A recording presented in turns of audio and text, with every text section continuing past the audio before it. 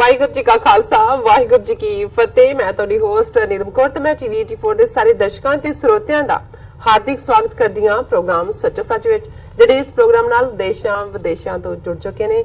Khalsa affair centre ਦੇ ਸੰਚਾਲਕ doctor Amarjit Singh ji ਰੋਜ਼ਾਨਾ ਦੀ ਤਰ੍ਹਾਂ ਸਟੂਡੀਓ 'ਚ ਮੇਰੇ ਨਾਲ ਸ਼ਾਮਲ ਨੇ। ਆਉਣਾ ਮਿਲ ਕੇ ਅੱਜ ਦੇ ਅਹਿਮ ਇਸ਼ੂਜ਼ ਉੱਪਰ ਗੱਲਬਾਤ ਕਰਦੇ ਹਾਂ। ਜੀ ਡਾਕਟਰ ਸਾਹਿਬ ਵਾਹਿਗੁਰੂ ਜੀ ਕਾ ਖਾਲਸਾ ਵਾਹਿਗੁਰੂ ਜੀ ਕੀ ਫਤਿਹ। ਜੀ ਡਾਕਟਰ ਸਾਹਿਬ ਜੀ ਆਇਆਂ ਨੂੰ ਪ੍ਰੋਗਰਾਮ ਸੱਚੋ ਸੱਚ ਵਿੱਚ ਬਹੁਤ ਸ਼ੁਕਰੀਆ ਜੀ। ਡਾਕਟਰ ਸਾਹਿਬ ਅੱਜ 24 ਮਈ 2019 10 ਜੇਠ ਨਾਨਕਸ਼ਾਹੀ ਸੰਮਤ 551 ਦਾ ਦਿਨ ਹੈ ਤੇ ਡਾਕਟਰ ਸਾਹਿਬ ਪ੍ਰੋਗਰਾਮ ਸ਼ੁਰੂ ਕਰਨ ਤੋਂ ਪਹਿਲਾਂ ਅਸੀਂ ਹਮੇਸ਼ਾ ਤਰ੍ਹਾਂ ਆਪਣੇ ਦਰਸ਼ਕਾਂ ਤੇ ਸਰੋਤਿਆਂ ਨੂੰ ਦੱਸੀਏ ਵਿਊਅਰਸ, ਜੇ ਤੁਸੀਂ ਹੱਕ ਸੱਚ ਇਨਸਾਫ ਤੇ ਪੈਰਾ ਦਿੰਦਾ ਇੱਕੋ ਇੱਕ ਚੈਨਲ ਟੀਵੀ 84 ਨੂੰ ਦੇਖਣਾ ਚਾਹੁੰਦੇ ਹੋ ਤਾਂ ਤੁਸੀਂ ਦੇਖ ਸਕਦੇ ਹੋ ਸਪੈਕਟਰਮ ਕੇਬਲ, ਆਰਸੀਨ ਕੇਬਲ, ਡਾਲਫਾ cable in Canada, roku Jadoo box, ਸ਼ਾਵਾ, ਫੇਸਬੁੱਕ, ਟੀਵੀ 84 ਦੀ ਐਪ ਰਾਹੀਂ online streaming and IP box ਤੇ ਤੁਸੀਂ ਟੀਵੀ 84 ਨੂੰ ਦੇਖ ਸਕਦੇ ਹੋ। ਵਿਊਅਰਸ, ਜੇ ਤੁਸੀਂ ਟੀਵੀ 84 ਨਾਲ ਜਾਂ ਪ੍ਰੋਗਰਾਮ ਸੱਚੋ ਸੱਚ ਨਾਲ ਫੇਸਬੁੱਕ ਰਾਹੀਂ ਜੁੜੇ ਹੋ ਤਾਂ ਇਸ ਨੂੰ ਵੱਧ ਤੋਂ ਵੱਧ ਲਾਈਕ ਕਰੋ ਤੇ ਸ਼ੇਅਰ ਕਰੋ ਅਤੇ ਨਾਲ ਹੀ YouTube ਤੇ ਸਬਸਕ੍ਰਾਈਬ ਵੀ ਕਰੋ। ਅਸੀਂ ਆਪਣੇ ਦਰਸ਼ਕਾਂ ਨੂੰ ਇਹ ਵੀ ਦੱਸ ਦਈਏ ਕਿ ਤੁਸੀਂ ਟੀਵੀ 84 ਦੀ ਐਪ ਨੂੰ ਐਂਡਰੋਇਡ ਐਂਡ ਐਪ ਸਟੋਰ ਤੇ ਡਾਊਨਲੋਡ ਕਰਕੇ ਟੀਵੀ 84 ਦੀ ਲਾਈਵ ਸਟ੍ਰੀਮ ਤੁਸੀਂ 24 ਆਵਰਸ ਦੇਖ ਸਕਦੇ ਹੋ। Thank you so much. ਹੁਣ ਆਪਾਂ ਆਪਣੇ ਪ੍ਰੋਗਰਾਮ ਦੀ ਸ਼ੁਰੂਆਤ ਕਰਾਂਗੇ ਅੱਜ ਦੇ ਪਹਿਲੇ ਅਹਿਮ ਇਸ਼ੂ ਦੇ ਨਾਲ। ਤੁਸੀਂ ਸਾਡੇ ਨਾਲ ਇਸੇ ਤਰ੍ਹਾਂ ਹੀ ਜੁੜੇ ਰਹਿਣਾ। ਥੈਂਕ ਯੂ ਸੋ ਮਚ ਜੀ। ਡਾਕਟਰ ਸਾਹਿਬ ਕੀ ਕਹਿਣਾ ਚਾਹੋਗੇ ਜੋ ਅੱਜ ਦਾ ਸਾਡਾ ਪਹਿਲਾ ਇਸ਼ੂ ਹੈ ਉਸ ਉੱਪਰ ਤੁਸੀਂ ਕੀ ਵਿਚਾਰ ਦੇਣਾ ਚਾਹੁੰਦੇ ਹੋ? ਦੇਖੋ, ਕੱਲ ਦਾ ਸਾਡਾ ਜਿਹੜਾ ਐਨਾਲਿਸਿਸ ਸੀ ਮੋਦੀ ਦੀ ਜਿੱਤ ਔਰ ਕੁੱਲ ਮਾਹੌਲ ਬਾਰੇ ਜੀ, ਉਸ ਨੂੰ ਸਾਡੇ ਦਰਸ਼ਕਾਂ ਨੇ ਬਹੁਤ ਸਰਾਹਿਆ। ਬਹੁਤ ਸਾਰੇ ਲਿਖਤੀ ਮੈਸੇਜ ਵੀ ਆਏ ਨੇ, ਈਮੇਲ ਦੇ ਉੱਪਰ ਵੀ ਔਰ ਫੋਨ ਕਾਲਸ ਵੀ। ਅਸੀਂ ਸਭ ਦਾ ਹੀ ਸ਼ੁਕਰੀਆ ਅਦਾ ਕਰਦੇ ਹਾਂ ਜੀ। ਔਰ ਅਜੇ ਵੀ ਕਿਉਂਕਿ ਇਹ ਜਦੋਂ ਅਸੀਂ 1 ਬਿਲੀਅਨ 300 ਮਿਲੀਅਨ ਲੋਕਾਂ ਦੇ ਫੇਟ ਦੀ ਗੱਲ ਕਰਦੇ ਹਾਂ ਜੀ, ਔਰ ਖਾਸ ਤੌਰ ਤੇ ਇਸ ਵੇਲੇ ਜੋ ਹਾਲਾਤ ਉਸ ਖਿੱਤੇ ਦੇ ਵਿੱਚ ਚੀਨ, ਰੂਸ, ਅਮਰੀਕਾ ਔਰ ਈਵਨ ਈਰਾਨ ਨੂੰ ਡਰੈਗ ਕਰਨਾ ਔਰ ਸੈਂਟਰਲ ਏਸ਼ੀਆ, ਮਿਡਲ ਈਸਟ ਜਿਹਨੂੰ ਅਸੀਂ ਕਹਿੰਦੇ ਹਾਂ, ਉਸ ਦੇ ਵਿੱਚ ਵੀ ਜਿਹੜੀ ਕਸ਼ੀਦਗੀ ਉਹ ਭਾਵੇਂ ਸੀਰੀਆ 'ਚ ਹੋਏ, ਇਰਾਕ 'ਚ ਹੋਏ ਔਰ ਸਾਊਦੀ ਅਰੇਬੀਆ ਦੇ ਨਾਲ ਜੋ ਈਰਾਨ ਦੀ ਰਿਲੇਸ਼ਨਸ਼ਿਪ ਰਹੀ ਹੈ ਔਰ ਇਸ ਵੇਲੇ ਤਲਖੀ, ਇਹ ਵੀ ਇੱਕ ਰੀਜ਼ਨ ਹੈ। ਔਰ ਇਹਦੇ ਨਾਲ ਅਸੀਂ ਦੇਖਦੇ ਹਾਂ ਕਿ ਬੇਸ਼ੱਕ ਇਜ਼ਰਾਈਲ ਦੇ ਵਿੱਚ ਚੋਣਾਂ ਹੋਈਆਂ ਨੇ ਔਰ ਬੈਂਜਾਮਿਨ ਨੇਤਨਯਾਹੂ ਜਿਹੜਾ ਉਹ ਜਿੱਤਿਆ ਵੀ ਹੈ ਆਪਣੀ, ਪਰ ਅਜੇ ਤੱਕ ਵੀ ਉੱਥੇ ਵੀ ਸਰਕਾਰ ਨਹੀਂ ਬਣ ਸਕੀ। ਸੋ ਉਹਨਾਂ ਦੀ ਇਨਰ ਸਟ੍ਰਾਈਫ ਵੀ ਥੋੜੀ ਬਹੁਤ ਹੈ, ਪਰ ਉਹ ਇਜ਼ਰਾਈਲੀ ਕੰਟਰੋਲ ਕਰ ਲੈਂਦੇ ਨੇ। ਪਰ ਇਸ ਸਾਰੇ ਦੇ ਵਿੱਚ ਈਰਾਨ ਅਮਰੀਕਾ ਟਕਰਾਅ ਦੀ ਜਿਹੜੀ ਨੀਤੀ ਹੈ ਉਸ ਦੇ ਵਿੱਚ ਜ਼ਿਆਦਾ ਰੋਲ ਇਜ਼ਰਾਈਲ ਦਾ ਹੈ। ਔਰ ਹੁਣ ਮੋਦੀ ਫੈਕਟਰ ਦੇ ਐਮਰਜ ਹੋਣ ਦੇ ਨਾਲ ਇਹ ਜਿਹੜੀਆਂ ਇੰਟਰਨੈਸ਼ਨਲ ਪਾਵਰਸ ਨੇ ਉੱਥੇ ਕੀ ਰੁਖ ਕਰਨਗੀਆਂ। ਚੀਨ ਦਾ ਅਮਰੀਕਾ ਪ੍ਰਤੀ ਜਿਹੜਾ ਰਵੱਈਆ ਉਹ ਵੀ ਹਾਰਡ ਹੋ ਰਿਹਾ, ਕਿਉਂਕਿ ਜਿਸ ਤਰੀਕੇ ਨਾਲ ਬੁਲੀ ਕਰ ਰਹੇ ਨੇ ਬਿਜ਼ਨਸ ਡੀਲ, ਜਿਹੜੀ ਟ੍ਰੇਡ ਡੀਲ ਸਟ੍ਰਾਈਕ ਕਰਨ ਦੇ ਲਈ। ਸੋ ਉਸ ਸਾਰੇ ਦੇ ਵਿੱਚ ਇਹ ਵੀ ਇੱਕ ਅਹਿਮ ਗੱਲ ਬਣ ਜਾਂਦੀ ਹੈ ਕਿ ਮੀਡੀਆ ਔਰ ਇੰਟਰਨੈਸ਼ਨਲ ਮੀਡੀਆ, ਹਾਲਾਂਕਿ ਹੁਣ ਜਿਵੇਂ ਅਸੀਂ ਭਾਰਤੀ ਮੀਡੀਆ ਨੂੰ ਗੋਦੀ ਮੀਡੀਆ ਕਹਿੰਦੇ ਹਾਂ, ਸੋ ਕੁੱਲ ਮਿਲਾ ਕੇ ਜੇ ਅਸੀਂ ਈਵਨ ਇੰਟਰਨੈਸ਼ਨਲੀ ਵੀ ਦੇਖੀਏ ਜਿਹੜੇ ਐਸਟੈਬਲਿਸ਼ਡ ਨਿਊਜ਼ਪੇਪਰਸ ਪ੍ਰਿੰਟ ਮੀਡੀਆ 'ਚ ਨੇ ਜਾਂ ਇਲੈਕਟ੍ਰੋਨਿਕ ਮੀਡੀਆ 'ਚ ਬੈਠੇ ਐਕਸਪਰਟ ਨੇ, ਉਹ ਵੀ ਬਹੁਤ ਵਾਰ ਆਪੋ ਆਪਣੇ ਆਕਾਵਾਂ ਜਾਂ ਆਪੋ ਆਪਣੇ ਨੈਸ਼ਨਲ ਇੰਟਰਸਟ ਦੇ ਥੱਲੇ ਜਾਂ ਕਈ ਦੂਸਰੇ ਨੇਸ਼ਨਸ ਵੀ ਬੈਠੇ ਕਿਸੇ ਹੋਰ ਨੇਸ਼ਨ ਦੇ ਇੰਟਰਸਟ ਨੂੰ ਜਿਹੜਾ ਉਹ ਪ੍ਰਮੋਟ ਕਰ ਰਹੇ ਹੁੰਦੇ ਨੇ। ਜਿਵੇਂ ਇੰਡੀਆ ਦੇ ਕੇਸ 'ਚ ਹੈ, ਇੰਡੀਆ ਨੇ ਆਪਣੇ ਆਂਡੇ ਬਹੁਤ ਸਾਰੇ ਟੋਕਰੀਆਂ 'ਚ ਰੱਖੇ ਹੋਏ ਨੇ ਜਿਹਦੇ 'ਚੋਂ ਚੂਚੇ ਚੂੰ ਕਰਦੇ ਨਿਕਲਦੇ ਨੇ ਜਦੋਂ ਕੋਈ ਮੌਕਾ ਆਉਂਦਾ ਹੈ। ਲੇਕਿਨ ਫਿਰ ਵੀ ਇਹ ਇੱਕ ਦਿਲਚਸਪੀ ਦਾ ਵਾਇਸ ਹੋਏਗਾ ਇਹ ਦੇਖਣਾ ਕਿ ਮੋਦੀ ਦੀ ਜਿੱਤ ਤੋਂ ਬਾਅਦ ਇੰਟਰਨੈਸ਼ਨਲ ਮੀਡੀਆ ਨੇ ਵੀ ਜਿਨ੍ਹਾਂ ਦੇ ਵਿੱਚ ਦਾ Guardian, New York Times, Washington Post, ਇਹ ਵੱਡੇ ਪ੍ਰਿੰਟ ਮੀਡੀਆ ਨੇ ਔਰ ਈਵਨ ਪਾਕਿਸਤਾਨ ਦੇ ਮੀਡੀਆ 'ਚ ਵੀ ਕੀ ਰਿਐਕਸ਼ਨ ਆਏ ਨੇ। ਸੋ ਇਸ ਮਾਮਲੇ 'ਚ ਮੈਂ ਸਮਝਦਾ ਵੀ ਸਭ ਤੋਂ ਤਿੱਖਾ ਔਰ ਬੜਾ ਅੱਛਾ ਕਲੀਅਰ ਐਨਾਲਿਸਿਸ ਦਾ ਗਾਰਡੀਅਨ, ਜਿਹੜਾ ਇੰਗਲੈਂਡ ਦਾ ਬੜਾ ਐਸਟੈਬਲਿਸ਼ਡ ਪੁਰਾਣਾ ਨਿਊਜ਼ਪੇਪਰ ਹੈ, ਔਰ ਜਿਵੇਂ ਸਕਰੋਲ ਜਾਂ ਦਾ ਵਾਇਰ, ਇਹ 2-3 ਇਸ ਕਿਸਮ ਦੀਆਂ ਪਬਲੀਕੇਸ਼ਨਸ ਨੇ, ਭਾਵੇਂ ਆਨਲਾਈਨ ਹੀ ਨੇ, ਜਿਹੜੀਆਂ ਕਿ ਕ੍ਰਿਟੀਕਲ ਆਸਪੈਕਟ ਤੋਂ ਵੀ ਜਿਹੜੇ ਇਸ਼ੂਜ਼ ਨੇ ਉਹਨਾਂ ਦੇ ਬਾਰੇ ਆਰਟੀਕਲਸ ਦਿੰਦੀਆਂ। ਔਰ ਇਹਨੇ ਸਕਰੋਲ ਨੇ ਇਹਨਾਂ ਦੋਨਾਂ ਦਾ ਹੀ ਜਿਹੜਾ, ਕਿਉਂਕਿ ਆਰਟੀਕਲ ਦੋਨੋਂ ਹੀ ਲੰਬੇ ਨੇ, ਗਾਰਡੀਅਨ ਨਾਲੋਂ ਵੀ ਜਿਹੜਾ ਨਿਊਯਾਰਕ ਟਾਈਮਸ ਦਾ ਹੈ, ਹਾਲਾਂ ਮੈਂ ਕੱਲ ਵੀ ਉਹਦਾ ਪ੍ਰਿੰਟ ਆਊਟ ਕੱਢਿਆ ਸੀ, ਇਹ ਪੰਕਜ ਮਿਸ਼ਰਾ ਦਾ, how Narendra Modi seduced India with envy and hatred. ਕਿ ਕਿਵੇਂ ਉਸ ਨੇ ਸੈਡਿਊਸ ਕਰਕੇ ਉਸ ਨੂੰ ਜਿਹੜਾ ਬੇਹੋਸ਼ ਕਰਨ ਵਾਂਗ ਕਰਕੇ ਭਾਰਤ ਨੂੰ ਕਿਵੇਂ ਇਹ ਸਾਰੀ ਜਿੱਤ ਕੱਢੀ ਹੈ। ਔਰ ਨਾਲ ਹੀ ਉਹਨੇ ਪੰਕਜ ਮਿਸ਼ਰਾ ਨੇ ਨਿਊਯਾਰਕ ਟਾਈਮਜ਼ ਕਿਹਾ the prime minister has won re-election on a tide of violence, fake news and resentment ਜੀ ਕਿ ਹਿੰਸਾ ਜਿਸ ਦੇ ਵਿੱਚ ਤਸ਼ੱਦਦ ਔਰ ਜਿਹੜਾ ਝੂਠੀਆਂ ਖਬਰਾਂ ਔਰ ਰਿਜ਼ੈਂਟਮੈਂਟ ਆਪਣੇ ਆਪ ਨੂੰ ਇਸ ਕਿਸਮ ਦਾ ਫੈਕਟਰ ਜੀ ਵੀ ਹਿੰਦੂਜ਼ ਅਸੀਂ ਵਿਕਟਮ ਜਦੋਂ ਉਹਨਾਂ ਦਾ ਸਾਰਾ ਹੀ ਨੈਰੇਟਿਵ ਹੁੰਦਾ ਜਿਵੇਂ ਹਾਲਾਂਕਿ ਕਿੰਨੇ ਉਹਨਾਂ ਨੇ ਇਹਨਾਂ 5 ਸਾਲਾਂ ਦੇ ਵਿੱਚ ਅਕਲੀਤਾਂ ਖਾਸ ਕਰ ਮੁਸਲਮਾਨਾਂ ਨੂੰ ਨਿਸ਼ਾਨਾ ਬਣਾਇਆ ਜੀ ਲੇਕਿਨ ਉਹ ਇਵੇਂ ਹੀ ਆਪਣੇ ਆਪ ਨੂੰ ਪ੍ਰੋਜੈਕਟ ਕਰਦੇ ਨੇ ਜੀ ਕਿ ਅਸੀਂ ਜਿਹੜਾ ਉਹ ਸਫਰਰ ਹੈ। ਬਿਲਕੁਲ। ਸੋ ਇਸ ਦੀ ਗੱਲ ਕਰਨ ਤੋਂ ਪਹਿਲਾਂ ਮੈਂ ਜਿਹੜਾ ਗਾਰਡੀਅਨ ਦਾ ਐਡੀਟੋਰੀਅਲ ਕਿਉਂਕਿ ਇਹਦੇ ਵਿੱਚ ਜਿਹੜਾ ਪੰਕਜ ਮਿਸ਼ਰਾ ਦਾ ਓਪੀਨੀਅਨ ਪੇਜ ਦੇ ਥੱਲੇ ਇਹ ਤਾਂ ਕਿਹਾ ਜਾਂਦਾ ਹੈ ਜੀ ਕਿ ਇੰਡੀਵਿਜੂਅਲ ਓਪੀਨੀਅਨ ਵੀ ਹੋ ਸਕਦਾ ਹੈ। ਹਾਲਾਂਕਿ ਪੰਕਜ ਮਿਸ਼ਰਾ ਕਾਫੀ ਪ੍ਰੋਮੀਨੈਂਟ ਰਾਈਟਰ ਵੀ ਹੈ ਔਰ ਉਹਦੀ ਏਜ ਆਫ ਐਂਗਰ ਇਹ ਹਿਸਟਰੀ ਆਫ ਦਾ ਪ੍ਰੈਜ਼ੈਂਟ ਕਿਤਾਬ ਜਿਹਨੂੰ ਬੜੀ ਅੱਛੇ ਰਿਵਿਊ ਮਿਲੇ ਇੰਟਰਨੈਸ਼ਨਲੀ ਜੀ ਪਰ ਜਿਹੜਾ ਐਡੀਟੋਰੀਅਲ ਹੁੰਦਾ ਹੈ ਉਹ ਜ਼ਾਹਰ ਹੈ ਐਡੀਟੋਰੀਅਲ ਬੋਰਡ ਦੇ ਜਿਹੜੇ ਮੈਂਬਰਸ ਨੇ ਔਰ ਖਾਸ ਤੌਰ ਤੇ ਜਦੋਂ ਕਿਸੇ ਦੇਸ਼ ਦੀ ਪਾਲਿਸੀ ਨਾਲ ਜਾਂ ਇਸ ਲੈਵਲ ਦੇ ਉੱਤੇ ਕਿਸੇ ਰਜੀਮ ਬਾਰੇ ਲਿਖਣਾ ਹੈ ਤੇ ਇਹ ਵੈਲ ਥਾਟ ਆਫ ਹੁੰਦਾ ਹੈ। ਇਹ ਤੁਰੇ ਜਾਂਦੇ ਕੋਈ ਇਮੋਸ਼ਨਲ ਜਾਂ ਜਜ਼ਬਾਤੀ ਰਾਈਟ ਅਪ ਨਹੀਂ ਹੁੰਦਾ ਜੀ ਔਰ ਉਹਦਾ ਉਹਨਾਂ ਨੇ ਹੈਡਿੰਗ ਦਿੱਤਾ ਹੈ ਕਿ ਵੀ Modi's win will see India so lost to a dark politics ਕਿ ਵੀ ਇਹ ਜਿਹੜਾ ਮੋਦੀ ਦਾ ਜਿੱਤਣਾ ਹੈ ਇਹ ਸਮਝੋ ਕਿ ਭਾਰਤ ਦੀ ਰੂਹ ਜਿਵੇਂ ਹਰ ਦੇਸ਼ ਦੀ ਜਿਹੜੀ ਕੋਈ ਖੂਬਸੂਰਤ ਸਭ ਤੋਂ ਚੀਜ਼ ਹੁੰਦੀ ਹੈ ਉਹਨੂੰ ਅਸੀਂ ਰੂਹ ਦੇ ਤੌਰ ਤੇ ਕਹਿੰਦੇ ਜੀ ਕਿ ਵੀ ਔਰ ਇਹਦਾ ਮਤਲਬ ਇਹ ਹੈ ਕਿ ਭਾਰਤ ਦੀ ਜਿਹੜੀ ਰੂਹ ਹੈ ਉਹ ਹਨੇਰੀ ਸਿਆਸਤ ਵੱਲ ਧੱਕੀ ਗਈ। ਜਦੋਂ ਡਾਰਕ ਪੋਲਿਟਿਕਸ ਕਿਹਾ ਜਾਂਦਾ ਹੈ ਉਹਦੇ ਵਿੱਚ ਸਭ ਕੁਝ ਹੀ ਆ ਜਾਂਦਾ ਹੈ। ਜੀ ਜਦੋਂ ਅਸੀਂ ਕਹਿੰਦੇ ਹਾਂ ਜੀ ਏਜ ਆਫ ਡਾਰਕਨੈਸ ਬਿਲਕੁਲ ਹਨੇਰੇ ਦਾ ਯੁੱਗ ਇਹ ਨਹੀਂ ਹੁੰਦਾ ਕਿ ਬਾਹਰ ਕੋਈ ਹਨੇਰਾ ਹੋਇਆ ਹੁੰਦਾ ਮਤਲਬ ਇਹ ਹੁੰਦਾ ਹੈ ਕਿ ਵੀ ਜਿਵੇਂ ਅਸੀਂ ਕਹਿੰਦੇ ਹਾਂ ਕਿ ਜੀ they have pushed country to the stone age ਜੀ ਹੁਣ ਜ਼ਾਹਰ ਹੈ ਕਿ ਜਦੋਂ ਤੁਸੀਂ ਜਦੋਂ ਅਨਡਿਵੈਲਪ ਕਰਨ ਵੱਲ ਜਾਂਦੇ ਹੋ ਸੋ ਡਾਰਕ ਜਿਹੜਾ ਹੈ ਉਹ ਈਵਨ ਸਟੋਨ ਏਜ ਤੋਂ ਵੀ ਵਰਸਟ ਹੁੰਦਾ ਹੈ ਕਿਉਂਕਿ ਸਿਰਫ ਹਨੇਰਾ ਤੇ ਹਨੇਰਾ ਹੀ ਹੁੰਦਾ ਹੈ। ਜੀ prime minister Modi's victory in national elections will see India's soul lost to a dark politics and this is bad news for the country and the world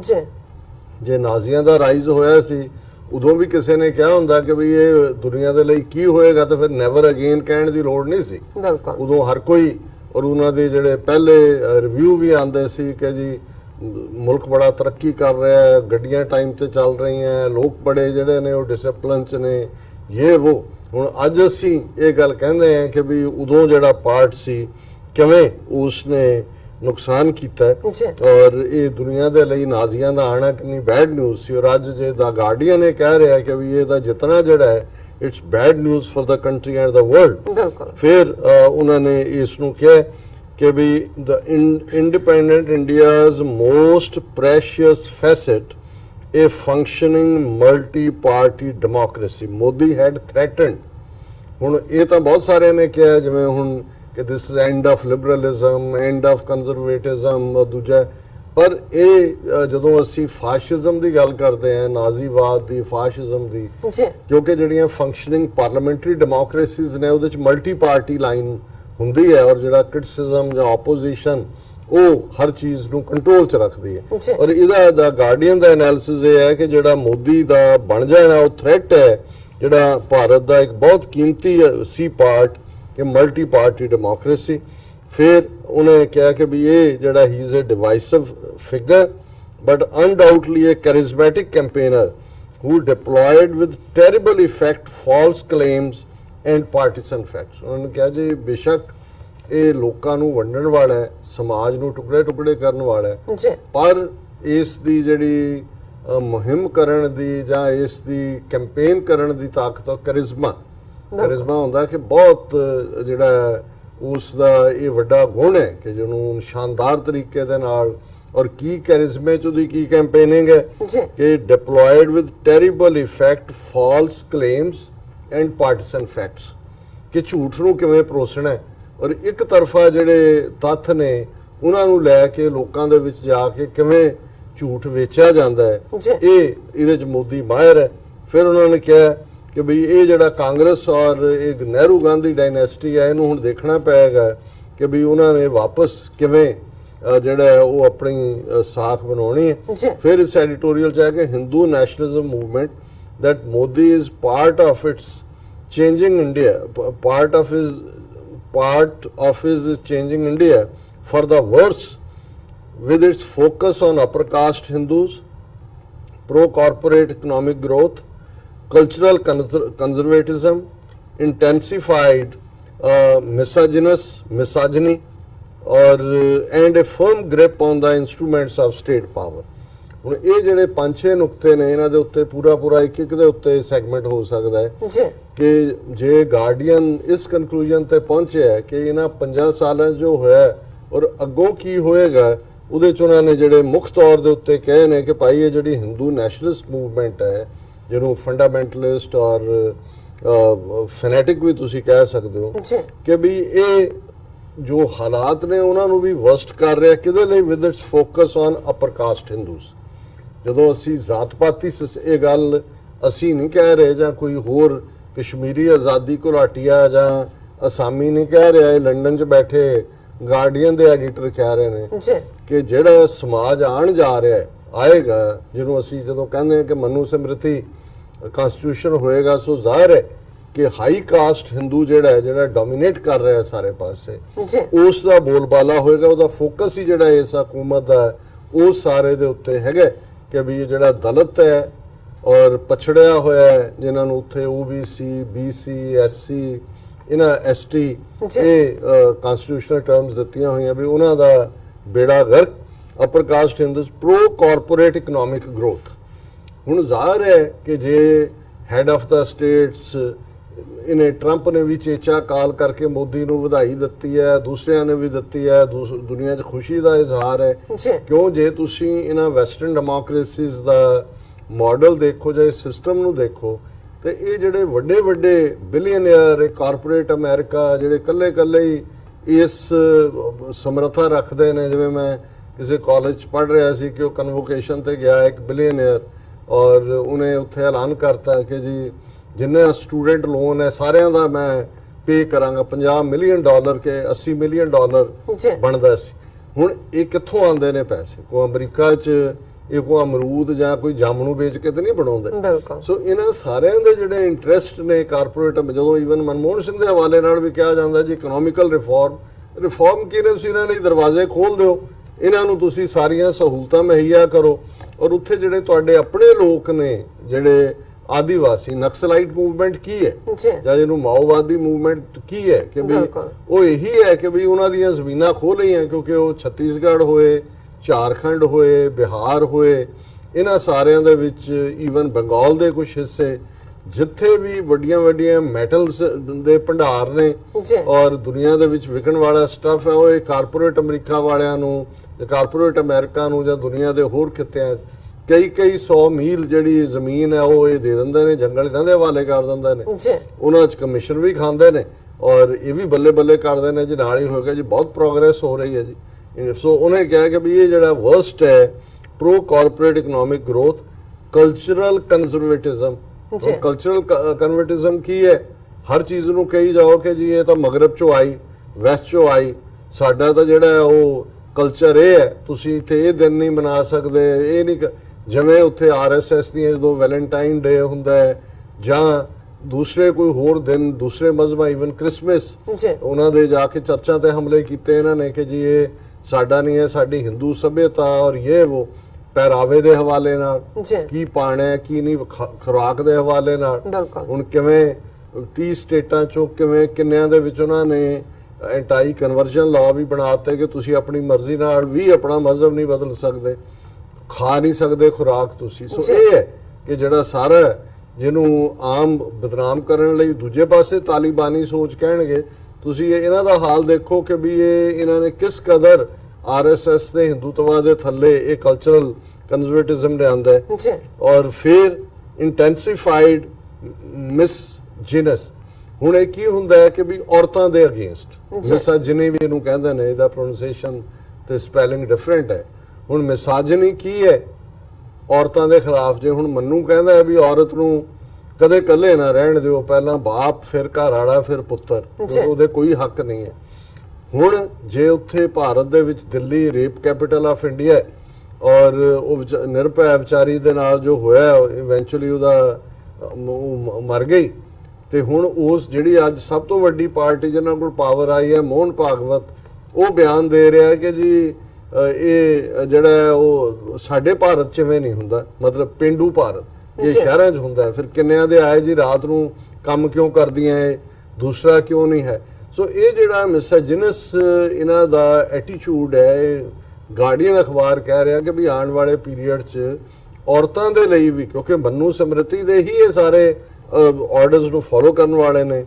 ਔਰ ਫਿਰ ਨੈਕਸਟ ਉਹਨੇ ਜਿਹੜਾ ਕੌਮੀ ਕਹਿੰਦੇ firm grip on the instruments of state power ਜੀ, ਸਾਰੀ state power ਉਹਨਾਂ 'ਚ ਐਡਮਿਨਿਸਟ੍ਰੇਸ਼ਨ ਵੀ ਹੈ, ਜੁਡੀਸ਼ਰੀ ਨੂੰ ਵੀ ਤੁਸੀਂ ਸਟੇਟ ਪਾਵਰ 'ਚ ਗਿਣੋ, ਮੀਡੀਆ ਪਹਿਲਾਂ ਇਹਨਾਂ ਕੋਲ ਹੈ।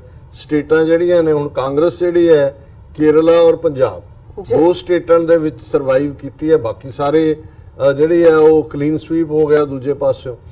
ਔਰ ਮੈਂ ਇਹ ਦੇਖਦਾ ਵੀ ਕਈ ਵਾਰੀ ਕੁਝ ਚੀਜ਼ਾਂ ਦਾ ਇਹ ਹੁਣ ਲੱਗਦਾ ਹੈ ਕਿ ਜੀ ਯੂਪੀ ਦੇ ਵਿੱਚ ਜਾਂ ਬਿਲਕੁਲ ਵਾਸ਼ ਹੋ ਗਏ ਜਾਂ ਦੂਜੇ ਨੇ, ਲੇਕਿਨ ਮੈਂ ਦੇਖ ਰਿਹਾ ਸੀ ਕਿ ਪਿਛਲੀ ਪਾਰਲੀਮੈਂਟ ਦੇ ਵਿੱਚ ਹਾਲਾਂਕਿ 200 ਮਿਲੀਅਨ ਮੁਸਲਮਾਨ ਨੇ ਲੇਕਿਨ 13-14 ਐਮਪੀ ਵੀ ਨਹੀਂ ਸੀ, ਯੂਪੀ 'ਚੋਂ ਕੋਈ ਵੀ ਨਹੀਂ ਸੀ ਬਣਿਆ। ਹੁਣ ਜੇ ਬਹੁਜਨ ਸਮਾਜ ਪਾਰਟੀ ਦੀਆਂ 10 ਸੀਟਾਂ ਆਈਆਂ ਨੇ, ਸੋਸ਼ਲਿਸਟ ਦੀਆਂ 5 ਆਈਆਂ ਤੇ 6 ਮੁਸਲਮਾਨ ਐਮਪੀ ਜਿਹੜੇ ਨੇ ਯੂਪੀ 'ਚੋਂ ਬਣ ਕੇ ਆਏ ਨੇ। ਹੁਣ ਇਸ ਵਾਰ 29 ਮੁਸਲਿਮ ਮੈਂਬਰ ਪਾਰਲੀਮੈਂਟ ਬਣੇ ਨੇ ਔਰ ਉਹਨਾਂ 'ਚ ਈਵਨ ਵੈਸਟ ਬੰਗਾਲ 'ਚੋਂ ਮਮਤਾ ਬੈਨਰਜੀ, ਭਾਵੇਂ ਰੀਜਨਲ ਪਾਰਟੀਆਂ ਨੂੰ ਜੋ ਮਰਜ਼ੀ ਕਹਿਣ ਲੇਕਿਨ ਪਰ ਨੈਸ਼ਨਲ ਪਾਰਟੀਆਂ ਇਨਕਲੂਡਿੰਗ ਕਾਂਗਰਸ ਤਾਂ ਹਿੰਦੂਤਵਾਦੀ ਲਾਈਨ ਟੋਕ ਕਰ ਰਹੀ ਹੈ। ਲੇਕਿਨ ਈਵਨ ਮਮਤਾ ਬੈਨਰਜੀ ਨੇ ਜਿਹੜਾ ਹੈ ਉਹ ਮੁਸਲਮਾਨ ਫੀਲਡ ਕੀਤੇ ਉਹ ਜਿੱਤੇ ਵੀ ਨੇ। ਜਾਂ ਕੇਰਲਾ ਦੇ ਵਿੱਚ ਜਿਹੜੀ ਮੁਸਲਿਮ ਲੀਗ ਦੀ ਆਪਣੀ ਹੋਂਦ ਹੈ ਉੱਥੇ ਮੁਸਲਿਮ ਪੋਪੂਲੇਸ਼ਨ ਵੀ ਹੈ, 2-3 ਉੱਥੋਂ ਜਿੱਤੇ ਨੇ। ਔਰ ਪੰਜਾਬ ਦੇ ਹਵਾਲੇ ਨਾਲ ਇਹ ਕਹਿ ਰਹੇ ਨੇ ਉਹਨੂੰ ਜਿਹੜਾ ਮੈਂ 29 ਦੀ ਲਿਸਟ ਦੇਖੀ ਮੁਹੰਮਦ ਸਦੀਕ ਜਿਹੜਾ ਫਰੀਦਕੋਟ ਤੋਂ ਜਿੱਤਿਆ। ਪਰ ਮੈਨੂੰ ਇਹ ਆਇਆ ਕਿ ਜਦੋਂ ਐਮਐਲਏ ਬਣਿਆ ਸੀ ਇਹਦੇ ਖਿਲਾਫ ਇੱਕ ਪਟੀਸ਼ਨ ਹੋਈ ਸੀ ਕਿ ਇਹ ਮੁਸਲਮਾਨ ਹੈ ਔਰ ਇਹ ਰਿਜ਼ਰਵ ਸੀਟ ਤੋਂ ਨਹੀਂ ਲੜ ਸਕਦੇ, ਕਿਉਂਕਿ ਇੰਡੀਅਨ ਕਨਸਟੀਟਿਊਸ਼ਨ ਦੇ ਵਿੱਚ ਜਿਹੜੀ ਰਿਜ਼ਰਵੇਸ਼ਨ ਹੈ ਉਹ ਸਿਰਫ ਸਿੱਖ, ਬੋਧੀ, ਜੈਨੀਆਂ ਨੂੰ ਹੀ ਜਿਹੜੀ ਹੈ ਹਿੰਦੂਆਂ ਦੇ ਨਾਲ ਦਿੱਤੀ ਹੋਈ, ਜਿਹੜੀ ਉਹਨਾਂ ਦੇ ਜਿਹੜੇ ਉਹਨਾਂ ਦੇ ਸ਼ਡਿਊਲ ਕਾਸਟ ਲੋਕ ਨੇ। ਈਸਾਈਆਂ ਔਰ ਮੁਸਲਮਾਨਾਂ ਨੂੰ ਨਹੀਂ ਹੈ ਅਵੇਲੇਬਲ। ਇਹ ਬੇਸਿਕਲੀ ਜਿਹੜਾ ਇਹਨਾਂ ਦੇ ਕਨਸਟੀਟਿਊਸ਼ਨਲ ਪਾਰਟ ਹੈ। ਸੋ ਉਹਦੇ 'ਚ ਮੁਹੰਮਦ ਉਹ ਕੇਸ ਹਾਈ ਕੋਰਟ ਤੱਕ ਗਿਆ। ਮੁਹੰਮਦ ਸਦੀਕ ਨੇ ਉੱਥੇ ਜਾ ਕੇ ਕਿਹਾ ਜੀ ਮੇਰਾ ਭਾਵੇਂ ਨਾਂ ਇਹ ਹੈ ਪਰ ਮੈਂ ਸਿੱਖ ਹਾਂ, ਦੇਖੋ ਮੇਰੀ ਮਾਂ ਮਰੀ, ਮੈਂ ਅਖੰਡ ਪਾਠ ਰਖਾਇਆ, ਮੈਂ ਦੂਸਰਾ ਕੀਤਾ। ਹਾਲਾਂਕਿ ਮੈਨੂੰ ਲੱਗਦਾ ਵੀ ਹੁਣੇ ਜਿਵੇਂ ਪ੍ਰੋਜੈਕਟ ਕਰ ਰਹੇ ਨੇ ਗੱਲ ਨੂੰ ਅਗੇਨ ਇਹਦੇ ਬਾਵਜੂਦ ਕਿ ਉਹ ਰਿਜ਼ਰਵ ਸੀਟ ਤੋਂ ਆਇਆ, ਇਸ ਕਿਸਮ ਦਾ ਇਸ਼ੂ ਫਿਰ ਵੀ ਖੜਾ ਕਰ ਸਕਦਾ। ਪਰ ਇਹ ਇਸ਼ੂ ਨਹੀਂ ਹੈ ਡਿਸਕਸ਼ਨ ਦਾ, ਤੇ ਮੈਂ ਪੁਆਇੰਟਡ ਜਿਹੜਾ ਗੱਲਬਾਤ 'ਚ ਇਹਨੂੰ ਮੈਂਸ਼ਨ ਕਰਤਾ ਹੈ। ਸੋ ਇਹ ਵੀ ਇੱਕ ਜਦੋਂ ਅਸੀਂ ਦੇਖ ਰਹੇ ਹਾਂ ਕਿ ਕਿਵੇਂ 200 ਮਿਲੀਅਨ ਲੋਕ ਜਿਹੜੇ ਨੇ ਔਰ ਬੀਜੇਪੀ ਦੀ ਟਿਕਟ ਤੇ ਕੋਈ ਨਹੀਂ ਜਿੱਤਿਆ ਹੈ। ਸੋ ਜ਼ਾਹਰ ਹੈ ਕਿ ਵੀ ਇਹ ਸਭ ਨੂੰ ਡੀਫਰੈਂਚਾਈਜ਼ ਕਰ ਦੇਣਾ, ਇਹ ਵੀ ਸਟੇਟ ਪਾਵਰ ਜਦੋਂ ਉਹਨੇ ਕਿਹਾ ਵੀ ਮਲਟੀ ਪਾਰਟੀ ਸਿਸਟਮ ਦੇ ਉੱਤੇ ਹੀ ਤੁਸੀਂ ਖਾਤਮਾ ਕਰਤਾ, ਫਿਰ ਤੁਹਾਡੇ ਕੋਲ ਹੈ ਤੁਸੀਂ ਉਹ ਬਿਆਨ ਵੀ ਦੇਣ ਨੂੰ ਕੋਈ ਨਕਵੀ ਰੱਖ ਲਓ, ਕੋਈ ਹੋਰ ਰੱਖ ਲਓ, ਬਟ ਇਵੈਂਚੁਅਲੀ ਕਿਸੇ ਨੂੰ ਤੁਸੀਂ ਸਿਰ ਚੁੱਕਣ ਨਹੀਂ ਦੇਣੇ। ਫਿਰ ਜਿਹੜਾ ਇਸ ਐਡੀਟੋਰੀਅਲ ਦੇ ਵਿੱਚ ਹੈ ਉਹਨਾਂ ਨੇ ਕਿਹਾ ਕਿ ਵੀ Indian Muslims are now politically orphans, their declining seat share in parliament and how Hindutva views them as second class citizens.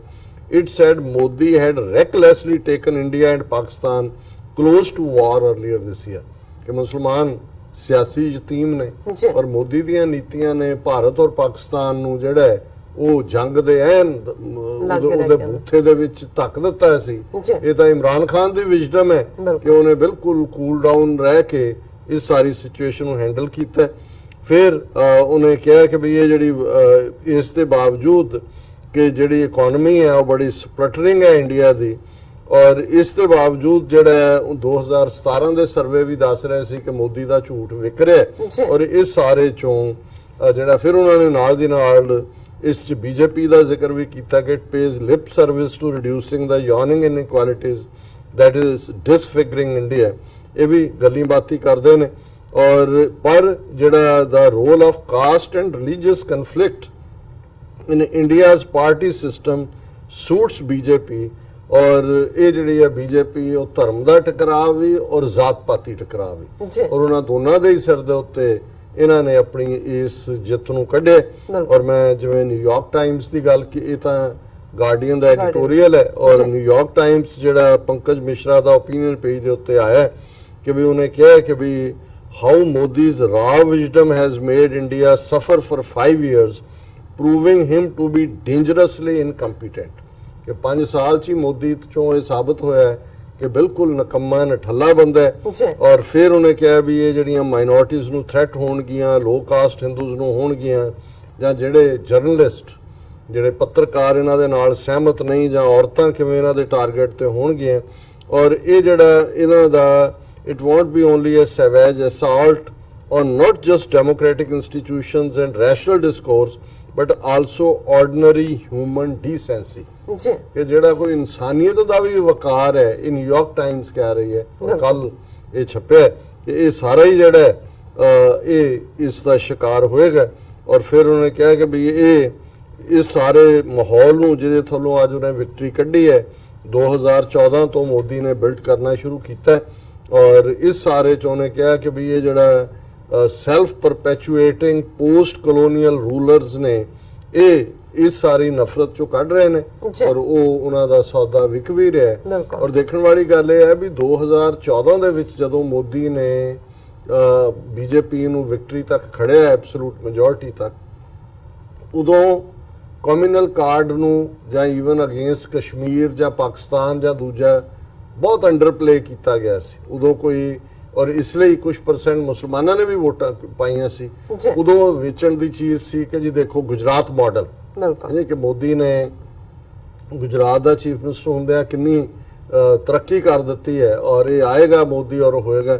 ਪਰ ਇਸ ਵਾਰ 5 ਸਾਲ ਇਸ ਪੀਰੀਅਡ 'ਚ ਕੋਈ ਬੇਸਿਕ ਇਸ਼ੂ अनएम्प्लॉयमेंट, विकास, डेवलपमेंट कुछ नहीं हुआ है। सिर्फ तो सिर्फ नफरत, घर में घुस के मारा पाकिस्तान और नेशनल सिक्योरिटी के नाम थले माचो बन के कि जी मैं बहुत बहादुर मोदी की सेना, और ये जड़ा सारा पार्ट है।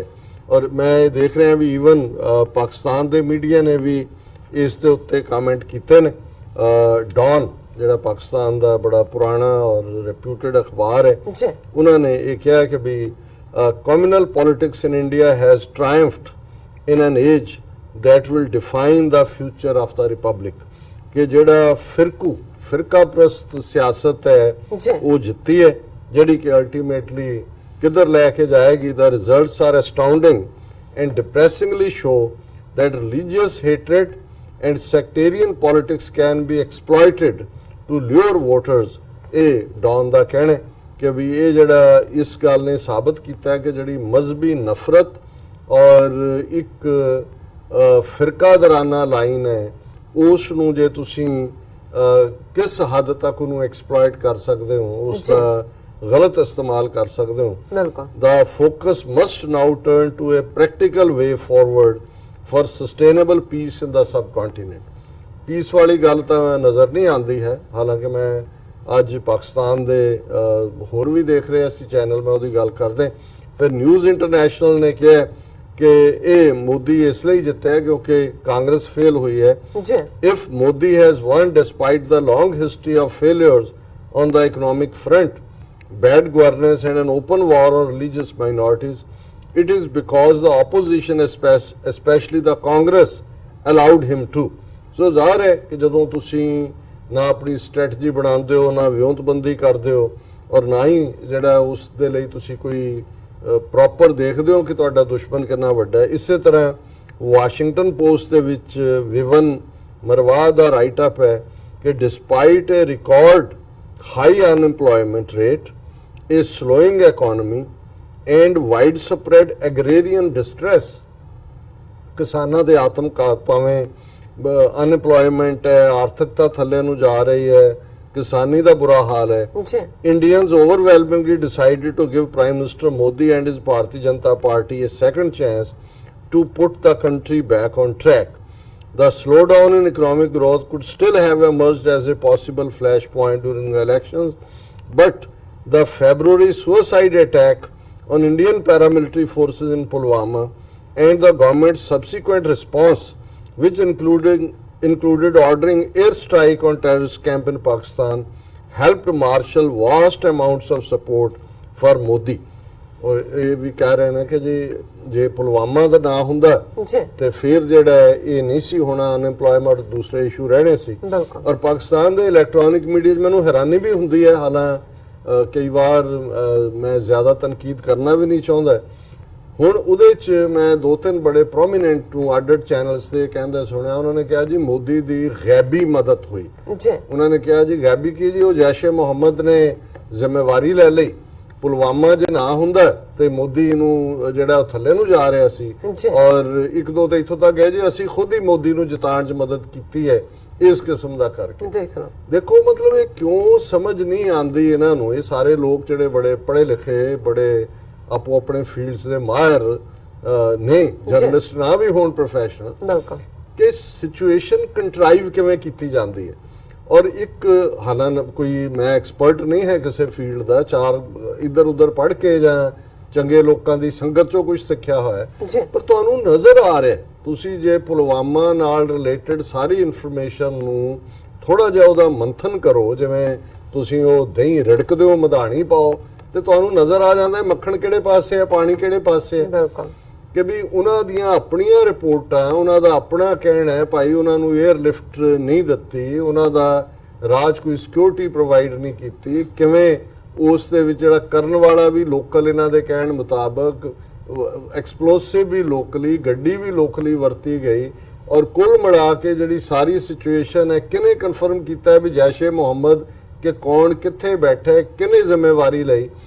ਲੇਕਿਨ ਔਰ ਇਹੀ ਹਾਲ ਚਿੱਠੀ ਸਿੰਘਪੁਰਾ ਵੇਲੇ ਸੀ, ਕਿਉਂਕਿ ਕਾਊਂਟਰ ਨਹੀਂ ਕੀਤਾ ਜਾਂਦਾ। ਔਰ ਇਹ ਵੀ ਮੰਨੀ ਬੈਠੇ ਨੇ ਜੀ ਉਹਨੂੰ ਗੈਬੀ ਮਦਦ ਹੋ ਗਈ, ਜੇ ਪੁਲਵਾਮਾ ਨਾ ਹੁੰਦਾ ਤਾਂ ਮੋਦੀ ਨਾ ਜਿੱਤਦਾ। ਉਹ ਪੁਲਵਾਮਾ ਕਰਵਾਇਆ ਉਹਨਾਂ ਨੇ, ਉਹਨਾਂ ਦੀ ਆੜ ਫਿਰ ਇਹ ਹੋ ਗਿਆ ਜੀ ਉਹਨੇ ਜਿਹੜਾ ਉਹਨੂੰ ਮੌਕਾ ਦੇ ਦਿੱਤਾ। ਅਸੀਂ ਕਿਉਂ, ਇਹ ਹੈ ਜਦੋਂ ਤੁਹਾਡੇ ਚ ਕੰਪਲੈਕਸ ਆਉਂਦੇ ਨੇ, ਅਹਿਸਾਸੇ ਕਮਤਰੀ ਹੁੰਦਾ ਹੈ। ਔਰ ਜਿਵੇਂ ਸਾਡੀ ਕੌਮ ਦਾ ਵੀ ਇੱਕ ਵੱਡਾ ਤਬਕਾ ਜਿਹੜਾ ਜੇ ਜੂਨ 84 ਤੋਂ ਲੈ ਕੇ ਹੁਣ ਤੱਕ ਦੀ ਨਸਲਕੁਸ਼ੀਆਂ ਦੀ, ਸਿੱਖ ਨਸਲਕੁਸ਼ੀਆਂ ਦੀ ਗੱਲ ਹੋਏ ਤਾਂ ਆਪਣੇ ਸਿਰ 'ਚ ਸਵਾਹ ਪਾਉਣ ਲੱਗ ਜਾਂਦੇ ਨੇ ਕਿ ਜੀ ਅਸੀਂ ਇਵੇਂ ਨਾ ਕਰਦੇ, ਪਿੰਡਰਾਂ ਵਾਲੇ ਅੰਦਰ ਨਾ ਬੈਠਦੇ, ਅਕਾਲ ਤਖਤ ਦੇ ਇਹ ਨਾ ਹੁੰਦਾ, ਉਹ ਨਾ ਹੁੰਦਾ। ਉਹਨੂੰ ਪੁੱਛੇ ਕੋਈ ਕਿ ਜਦੋਂ ਉਹਨਾਂ ਨੇ ਕ੍ਰਿਮੀਨਲ ਟ੍ਰਾਈਬ ਐਲਾਨਿਆ ਸੀ ਸਿੱਖਾਂ ਨੂੰ 10 ਅਕਤੂਬਰ 1947 ਨੂੰ, ਉਦੋਂ ਪਿੰਡਾਂ ਵਾਲੇ ਸੀ। ਬਿਲਕੁਲ। ਸੋ ਕੁੱਲ ਮਿਲਾ ਕੇ ਮੈਂ ਇਹ ਪਾਰਟ ਜ਼ਰੂਰ ਦੇਖਦਾ ਕਿ ਪਾਕਿਸਤਾਨ ਦੇ ਵਿੱਚ ਇਸ ਸਾਰੀ ਡਿਵੈਲਪਮੈਂਟ ਤੋਂ ਬਾਅਦ ਕੋਈ ਬਹੁਤ ਹੈਲਥੀ ਡਿਬੇਟ ਜਾਂ ਕੋਈ ਡਿਫਾਈਂਸ ਲਾਈਨ ਸੁਣਨ ਨੂੰ ਨਹੀਂ ਮਿਲੀ ਹੈ ਕਿ ਭਾਈ ਕੋਈ ਗੱਲ ਨਹੀਂ ਹੈ। ਹਾਲਾਂ ਇਮਰਾਨ ਖਾਨ ਉਹਨਾਂ ਨੇ ਜਿਵੇਂ ਮੇਸ਼ਰਡ ਇੱਕ ਮੁਬਾਰਕ ਵੀ ਦਿੱਤੀ, ਉਹਨਾਂ ਨੇ ਕਿਹਾ ਜੀ ਅਸੀਂ ਗੱਲਬਾਤ ਰਾਹੀਂ ਮਸਲੇ ਹੱਲ ਕਰਨਾ ਚਾਹੁੰਦੇ, ਪਰ ਬਹੁਤ ਸਾਰੇ ਜਿਹੜੇ ਨੇ ਉਹ ਜਾਂ ਤਾਂ ਦੂਜੇ ਐਕਸਟ੍ਰੀਮ ਵਾਲੇ ਬੈਠੇ ਨੇ, ਜਿਨ੍ਹਾਂ ਨੂੰ ਗਜ਼ਬਾਏ ਹਿੰਦ ਨਜ਼ਰ ਆਉਂਦਾ ਹੈ ਕਿ ਜੀ ਹੁਣ ਸਾਡਾ ਮੌਕਾ ਹੈ, ਜਿਹੜਾ ਬਿਲਕੁਲ ਇੱਕ ਡਿਫਰੈਂਟ ਐਂਗਲ ਤੋਂ ਸੋਚਦੇ ਨੇ, ਜਾਂ ਦੂਸਰੇ ਉਹ ਜਿਹੜੇ ਬੜੇ ਮੀਕਿਸ਼ ਨੇ, ਉਹ ਆਪਣੇ ਆਪ 'ਚ ਇੱਕ ਡਰ ਔਰ ਖੌਫ ਦੇ ਵਿੱਚ ਆ ਗਏ ਕਿ ਜੀ ਹੁਣ ਇਹ ਹੋ ਜਾਏਗਾ, ਉਹ ਹੋ ਜਾਏਗਾ। ਕੁਛ ਤਾਂ ਇਹ ਵੀ ਨੇ ਜੀ ਸਾਨੂੰ ਹੁਣ ਕਸ਼ਮੀਰ ਇਸ਼ੂ ਜਾਂ ਦੂਜੇ, ਦੇਖੋ ਜੀ ਤਾਈਵਾਨ ਦੇ ਸਬੰਧ ਵੀ ਤਾਂ ਇੰਡੀਆ ਨਾਲ ਨੇ, ਹਾਲਾਂ ਇੰਡੀਆ ਤਾਈਵਾਨ ਨੂੰ ਸਪੋਰਟ ਕਰਦਾ ਹੈ, ਜਾਂ ਚਾਈਨਾ ਇੰਡੀਆ ਰਿਲੇਸ਼ਨਸ਼ਿਪ ਵੀ $100 ਬਿਲੀਅਨ ਦੀ ਟ੍ਰੇਡ ਹੈ, ਉਹਨਾਂ ਨੇ ਬਾਰਡਰ ਡਿਸਪਿਊਟ ਪਾਸੇ ਰੱਖਤਾ ਹੈ। ਸਾਨੂੰ ਹੁਣ ਇਹ ਅਗਲੇ 5 ਸਾਲ ਕਸ਼ਮੀਰ ਜਾਂ ਦੂਜੇ ਤੀਜੇ ਅਸੀਂ ਆਪਣੀ ਪਹਿਲਾਂ ਸਿਚੁਏਸ਼ਨ ਸਾਡੀ ਕੀ ਹੈ ਉਹਨੂੰ ਇੰਪਰੂਵ ਕਰੀਏ। ਸੋ ਮਤਲਬ ਇਹ ਹੈ ਵੀ ਜਦੋਂ ਤੁਸੀਂ ਇਸ ਕਿਸਮ ਦਾ ਸਾਰਾ ਵਰਤਾਰਾ ਦੇਖਦੇ ਹੋ ਤਾਂ ਮੈਂ ਸਮਝਦਾ ਹਾਂ ਵੀ ਜਿਹੜੀਆਂ ਲਾਈਜ਼ ਮੋਦੀ ਨੇ, ਜਿਹੜਾ ਇੱਕ ਕਾਵਰਡ ਬਲੱਡ ਥਰਸਟੀ ਗੁਜਰਾਤ ਦੇ ਵਿੱਚ, ਪਰ ਅਦਰਵਾਈਜ਼ ਕੋਈ ਇਹ ਨਹੀਂ ਹੈ ਕਿ ਉਹਦੇ ਕੋਲ ਕੋਈ ਐਸੀ ਚੀਜ਼ ਹੈ ਜਿਹੜੀ ਕਿ ਪਹਿਲਿਆਂ ਕੋਲ ਨਹੀਂ ਸੀ। ਪਹਿਲਾਂ ਵੀ ਜੇ ਸੋ ਕਾਲਡ ਸਰਜੀਕਲ ਸਟ੍ਰਾਈਕ ਜਿਹੜੇ ਰੱਖੇ ਨੇ, ਫਰਕ ਇੰਨਾ ਕਿ ਇਹਨੇ ਵੇਚਿਆ ਸੌਦਾ ਔਰ ਉਹਨੂੰ ਕਾਊਂਟਰ ਨਹੀਂ ਕੀਤਾ, ਨਾ ਵਿਦਨ ਦਾ ਕੰਟਰੀ ਆਪੋਜੀਸ਼ਨ ਪਾਰਟੀਆਂ ਨੇ ਸਮੇਤ ਕਾਂਗਰਸ ਔਰ ਦੂਸਰਿਆਂ ਦੇ ਕੀਤਾ, ਨਾ ਹੀ ਮੋਦੀ ਦੀਆਂ ਨੀਤੀਆਂ ਨੂੰ ਜਾਂ ਜੋ ਕੁਝ ਉਹ ਬਲੋਚਿਸਤਾਨ 'ਚ ਕਰ ਰਹੇ ਨੇ। ਕੱਲ ਵੀ ਇੱਕ ਮਸਜਿਦ ਦੇ ਵਿੱਚ ਬਲੋਚਿਸਤਾਨ 'ਚ ਜਿਹੜਾ ਉਹ ਅਟੈਕ ਹੋਇਆ, 2 ਬੰਦੇ ਮਰੇ ਨੇ, ਜ਼ਖਮੀ ਨੇ। ਹੁਣ ਕੁਲਭੂਸ਼ਣ ਯਾਦਵ ਦਾ ਦੌਰ ਆਇਆ ਸਾਹਮਣੇ, ਇਹਦੇ ਪੀਰੀਅਡ 'ਚ ਹੀ ਆਇਆ।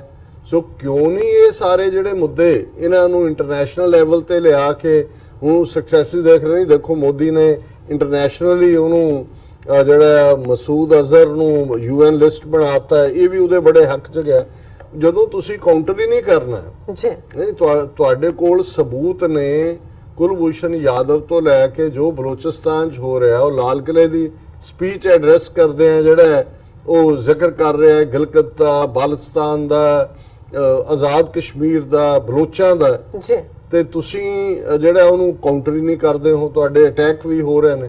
ਸੋ ਕੁੱਲ ਮਿਲਾ ਕੇ ਮੈਂ ਸਮਝਦਾ ਹਾਂ ਵੀ ਇਹ ਜਿਹੜਾ ਨੈਰੇਟਿਵ ਇੰਟਰਨੈਸ਼ਨਲੀ, ਉਹ ਗਾਰਡੀਅਨ ਹੋਏ, ਨਿਊਯਾਰਕ ਟਾਈਮਸ ਹੋਏ, ਜਾਂ ਈਵਨ ਵਾਸ਼ਿੰਗਟਨ ਪੋਸਟ, ਜਾਂ ਈਵਨ ਡੌਨ ਦਾ ਵੀ ਬੈਲੈਂਸਡ ਇਸ ਦੇ ਉੱਤੇ ਰਿਐਕਸ਼ਨ ਹੈ। ਪਰ ਕੁੱਲ ਮਿਲਾ ਕੇ ਮੈਂ ਦੇਖਦਾ ਕਿ ਵੀ ਇਸ ਸਾਰੇ ਚੋਂ ਜੇ ਪਾਕਿਸਤਾਨ ਦੇ ਜਿਹੜੇ ਪਾਲਿਸੀ ਮੇਕਰ ਨੇ, ਡਿਸੀਜਨ ਮੇਕਰ ਨੇ, ਲਾਅ ਮੇਕਰ ਨੇ, ਉਹਨਾਂ ਨੇ ਪੂਰਾ ਜਿਹੜਾ ਇਸ ਨੂੰ ਜਿਵੇਂ ਕਹਿੰਦੇ ਨੇ ਕਿ ਮੈਗਨੈਨਿਮਸ ਇਨ ਵਿਕਟਰੀ, ਡਿਫਾਇੰਟ ਇਨ ਡਿਫੀਟ, ਇਹ ਐਟੀਟਿਊਡ ਇਹਨਾਂ ਦੇ ਨਾਲ, ਕੋਈ ਇਹਨਾਂ ਤੋਂ ਘਬਰਾਉਣ ਡਰਨ ਦੀ ਲੋੜ ਨਹੀਂ ਹੈ, ਕੋਈ ਜਿਹੜਾ ਉਹ ਇਹਨਾਂ ਦੀ ਲਾਈਨ ਟੋ ਕਰਨ ਦੀ ਲੋੜ ਨਹੀਂ ਹੈ, ਨਾ ਹੀ ਕਸ਼ਮੀਰੀਆਂ ਨੂੰ ਲੈਟ ਡਾਊਨ ਕਰਨ ਦੀ ਲੋੜ ਹੈ। ਮੈਂ ਸਮਝਦਾ ਵੀ ਇਹ ਸਮਝਣ ਕਿ ਜੇ ਉਹ ਕਸ਼ਮੀਰ ਦੀ ਗੱਲ ਕਰਨੀ ਛੱਡ ਦੇਣਗੇ ਇੰਟਰਨੈਸ਼ਨਲ ਫੋਰਮ ਤੇ, ਤਾਂ ਇੰਡੀਆ ਕਹੇਗਾ ਵੀ ਪਾਕਿਸਤਾਨ ਬਹੁਤ ਬੀਬਾ ਬੱਚਾ ਹੈ। ਇਹਨੂੰ ਇਵੇਂ ਨਹੀਂ ਹੈ। ਤੁਸੀਂ ਇਹਨਾਂ ਦੀ ਜਿਹੜੀ ਸੋਚ ਹੈ ਉਹ ਬਿਲਕੁਲ ਜਿਹੜੀ ਹੈ ਇਹਨਾਂ ਦਾ, ਉਹ ਜਿਹੜਾ ਇੱਕ ਕਰੈਕਟਰ 19th ਸੈਂਚੁਰੀ ਚ ਕਿਸੇ ਅੰਗਰੇਜ਼ ਨੇ ਬਿਆਨਿਆ ਸੀ ਕਿ ਈਦਰ ਐਟ ਯੋਰ ਥਰੋਟ ਔਰ ਐਟ ਯੋਰ ਫੀਟ। ਇਹ ਬ੍ਰਾਹਮਣਵਾਦੀ ਜਾਂ ਤੁਹਾਡੇ ਗਲੇ ਨੂੰ ਪਹਿਣਗੇ ਤੇ ਜਾਂ ਤੁਹਾਡੇ ਪੈਰੀਂ ਪਹਿਣਗੇ, ਵਿੱਚ ਵਿਚਾਲਾ ਕੋਈ ਨਹੀਂ ਹੈ। ਸੋ ਇਹਨਾਂ ਨੂੰ, ਔਰ ਮੈਂ ਸਮਝਦਾ ਵੀ ਇਹੀ ਸਲਾਹ ਮੇਰੀ ਆਪਣੇ ਸਿੱਖ ਭਰਾਵਾਂ ਭੈਣਾਂ ਲਈ ਵੀ ਜਿਹੜੇ ਐਕਟਿਵਿਸਟ ਨੇ, ਖਾਸ ਤੌਰ ਤੇ ਉਹਨਾਂ ਲਈ ਹੈ, ਕਿਉਂਕਿ ਅੱਜ ਵੀ ਕਾਲਾਂ ਦਾ ਸਿਲਸਿਲਾ ਜਾਰੀ ਰਿਹਾ ਔਰ ਬਹੁਤ ਸਾਰਿਆਂ ਨੇ ਜਿਹੜਾ ਇਸ ਦੇ ਉੱਤੇ ਆਪਣੇ ਜਿਹੜੇ ਨੇ ਐਕਸ਼ਨ ਰਿਐਕਸ਼ਨ ਦਿੱਤੇ ਨੇ। ਪਰ ਮੈਂ ਸਮਝਦਾ ਵੀ ਸਾਨੂੰ ਬਿਲਕੁਲ ਇਸ ਨੂੰ ਇੱਕ ਪੋਜ਼ਿਟਿਵ ਐਂਗਲ ਤੋਂ ਦੇਖਣ ਦੀ ਲੋੜ ਹੈ ਕਿ ਸਾਡੀ ਇਹ ਜਿੰਨਾ ਇਹਨਾਂ ਦਾ ਫਿਰਕੂ ਜ਼ਹਿਰ, ਫਿਰਕੂ ਨਫ਼ਰਤ ਦੀ ਪਟਾਰੀ ਖੁੱਲਦੀ ਜਾਏਗੀ, ਜਿਨ੍ਹਾਂ ਨੂੰ ਨਹੀਂ ਵੀ ਸਮਝ ਆਈ ਸੀ ਕਿ ਇਹਨਾਂ ਦੀਆਂ ਨੀਤੀਆਂ ਕੀ ਨੇ, ਕਿਵੇਂ ਐਂਟਾਈ ਸਿੱਖ ਨੇ, ਕਿਵੇਂ ਸਿਰ ਤੋਂ ਪੈਰਾਂ ਤੱਕ ਇਹਨਾਂ ਦੇ ਅੰਦਰ ਨਫ਼ਰਤ ਤੋਂ ਬਿਨਾਂ ਕੁਝ ਨਹੀਂ ਹੈ, ਉਹ ਵੀ ਆਏਗੀ, ਉਹਨਾਂ ਨੂੰ ਵੀ ਸਮਝ ਆਏਗਾ। ਔਰ ਸਾਨੂੰ ਇਹਨੂੰ ਇੱਕ ਇੰਟਰਨੈਸ਼ਨਲੀ ਇੱਕ ਪੂਰੇ ਕੈਂਪੇਨ ਦੇ ਰੂਪ ਚ ਆਉਣ ਵਾਲੇ ਪੀਰੀਅਡ ਦੇ ਵਿੱਚ ਖਾਲਿਸਤਾਨ ਸਾਡਾ ਮੁੱਢਲਾ ਹੱਕ ਹੈ। ਕਸ਼ਮੀਰੀਆਂ ਦੀ ਆਜ਼ਾਦੀ ਜਿਹਦੇ ਲਈ ਉਹਨਾਂ ਨੇ ਇੰਤਹਾ ਕੁਰਬਾਨੀਆਂ ਕੀਤੀਆਂ ਨੇ ਔਰ ਕਰ ਰਹੇ ਨੇ।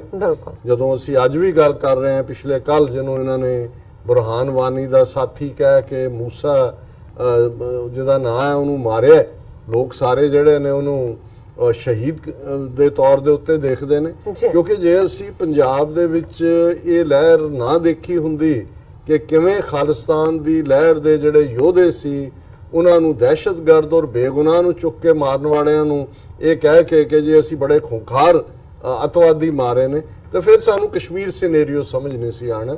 ਸੋ ਅਸੀਂ ਸਮਝਦੇ ਹਾਂ ਕਿ ਪਾਕਿਸਤਾਨ ਕਸ਼ਮੀਰ ਦੇ ਲਈ ਜਿਵੇਂ, ਔਰ ਹੁਣ ਇਮਰਾਨ ਖਾਨ ਹਕੂਮਤ ਦੇ ਵੇਲੇ ਇੰਟਰਨੈਸ਼ਨਲ ਫੋਰਮਸ ਦੇ ਉੱਤੇ ਬਿਹਤਰ ਤਰੀਕੇ ਨਾਲ ਗੱਲ ਹੋਈ, ਪਰ ਇੰਡੀਆ ਦੇ ਅਗੇਂਸਟ ਮੈਂ ਸਮਝਦਾ ਹਾਂ ਵੀ ਬੜਾ ਕਲੀਅਰਲੀ ਇਹਨਾਂ ਨੂੰ ਐਗਰੈਸਿਵ ਡਿਪਲੋਮੇਸੀ ਦੀ ਲਾਈਨ ਜਿਹੜੀ ਹੈ ਉਹ ਲੈਣੀ ਹੈ। ਜੀ ਡਾਕਟਰ ਸਾਹਿਬ, ਤੁਹਾਡਾ ਬਹੁਤ ਬਹੁਤ ਸ਼ੁਕਰੀਆ, ਤੁਸੀਂ ਇਸ ਸਭ ਦੀ ਜਾਣਕਾਰੀ ਦਿੱਤੀ। ਇੱਥੇ ਲੈਣੇ ਬ੍ਰੇਕ ਤੋਂ ਪਹਿਲਾਂ ਅਸੀਂ ਆਪਣੇ ਦਰਸ਼ਕਾਂ ਤੇ ਸਰੋਤਿਆਂ ਨੂੰ ਅਪੀਲ ਤੇ ਬੇਨਤੀ ਕਰਦੇ ਹਾਂ, ਵਿਊਅਰਸ, ਜਿਸ ਤਰ੍ਹਾਂ ਕਿ ਤੁਸੀਂ ਜਾਣਦੇ ਹੋ ਕਿ ਟੀਵੀ 84 ਇੱਕ ਪੰਥਕ ਚੈਨਲ ਹੈ। ਟੀਵੀ 84 ਸਿੱਖਾਂ, ਕਸ਼ਮੀਰੀਆਂ ਅਤੇ ਭਾਰਤ ਦੀਆਂ ਨਾਰਥ ਈਸਟ ਸਟੇਟਾਂ ਦੇ ਲੋਕਾਂ ਦੇ ਸਵੈ ਨਿਰਣੇ ਦੇ ਹੱਕਾਂ ਦਾ ਹਾਮੀ ਹੈ।